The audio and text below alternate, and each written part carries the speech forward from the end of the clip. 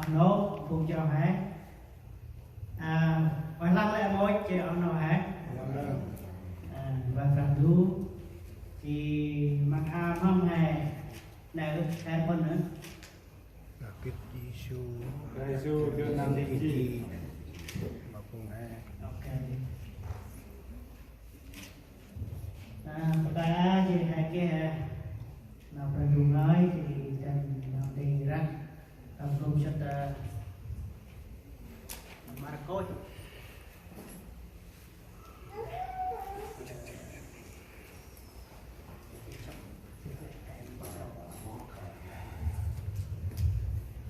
thì là hè khi du sinh nào đang nói thành hè bao riêng du sinh ma ngộ chinh quấn tôi tròn bay chinh nó bé chỉ tất bay chinh rau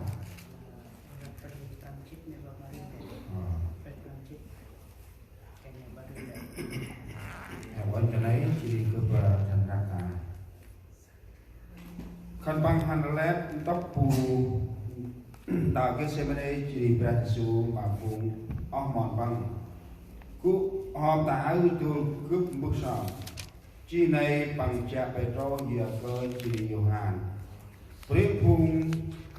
chỉ đi bằng tam khiết nào khi mất khiết nào ngọt bằng lá mà bà nít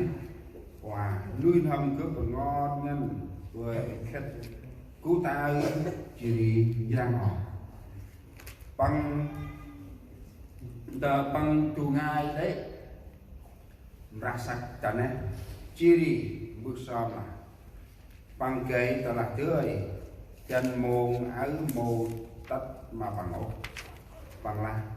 bao năm phút tất bước bước ơi là ngồi đôn đơ mày để bư từ đi sóc ở tu lời cái cho cái bước cướp giờ là một tí tinh năm nào của chỗ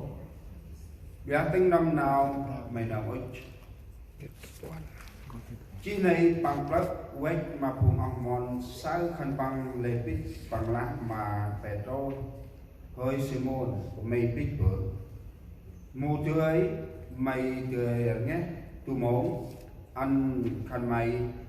nhé chỉ bước sáng kề mặt khăn mày mô kia nào được một việc quyết nhân về là ngày sáng chỉ ngày già ra su hành bước sau đông chỉ nào năm phu các bạn ăn chỉ đi bằng lỡ quay đông sáu ông mòn hồn pít giờ khăn băng ôi pít ngân chỉ đi khăn băng màu kít móc nào lọt sệt lại mà phải đi số bằng lỡ quay đông tàu về chỉ đi là mà khăn băng móc khăn bay hồn pít chỉ đi của lù cướp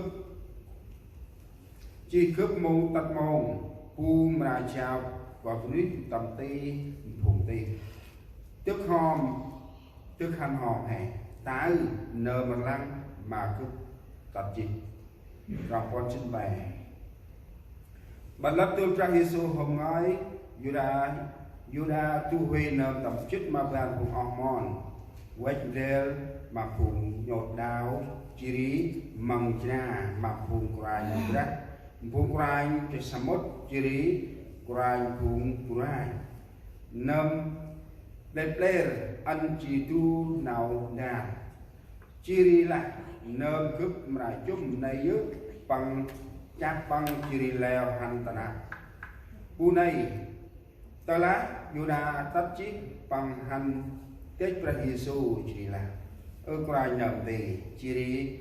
chung ra Giêsu phùng này giúp chấp ra Giêsu bật bia là tu huy cú kết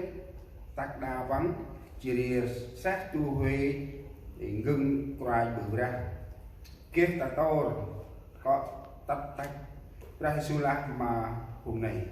tỷ lệ khăn mây quét nhột đào chỉ đi mong ra cây nhúc chạp cướp nằm phú tu hay tổng áp na cực cung treo mà khăn máy tây tâm nghi ra như đá giờ là khăn máy mồi nhúc cháp ốp giờ là đấy nào cùng chơi chỉ là ngồi phúng mòn tu trở lại cả hệ số chỉ chót tu lệ theo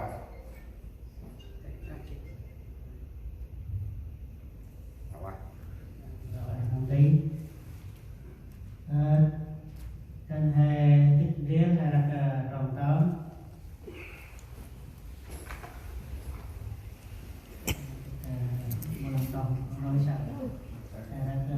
nó lên lên rồi ngoài tập này Lẽ vốn thay nằm lan là dắt hạ chú chi áp lâm hai tay và đòn bằng năm chi đi yêu và tư chỉ si khăn lẽ vốn thay có răng chụp tay tròn prang ra nó dẫn tất cả chúng ta đều nhiên chỉ là ai thấy đức yêu và làm cho tất cả chúng ta đều người nó có này này hai cái đèn tay rồi all you except God God everyone to his own way and the Lord has laid on him the way of us all. Gọi nó nói cũng cho hai cái nó về cứu